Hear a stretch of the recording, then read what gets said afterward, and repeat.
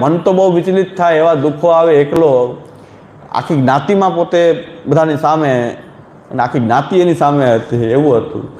ત્યારે એમ કહેતા કે હું એટલો બધો વિચલિત થઈ જાઉં, ક્યારેક જીવ છે એટલે બહુ દુઃખોથી વિચલિત થઈ જવામાં આવે બધી બાજુથી.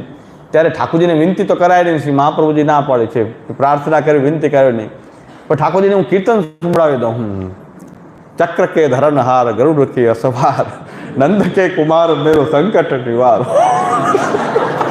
એ કીર્તન તો કરાય ને. મને યાદ આવી ગયા, આજે સોધામ પહોંચી ગયા પણ મને યાદ આવી ગયા કે બહુ સ્નેહ રાખતા મારી સાથે, બહુ સ્નેહ રાખતા ને ખાસ મળવા માટે આવતા. ત્યારે આવી બધી વાત કરતા કે બહુ વિચલિત થઈ જાઉં તો કીર્તન સંભળાવી દઉં. નંદ કે કુમાર મેરો સંકટ નિવાર.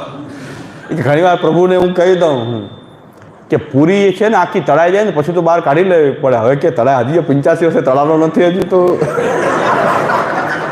હવે બહાર તો કાઢ. કે પૂરી તળાઈ જાય ને તો પછી બહાર કાઢી લેવી પડે.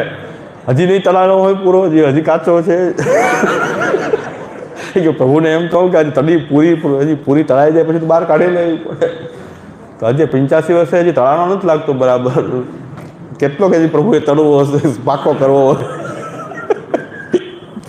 બહુ આનંદી હતા, દુઃખમાં પણ પોતાના દુઃખની વાત આનંદથી કરતા.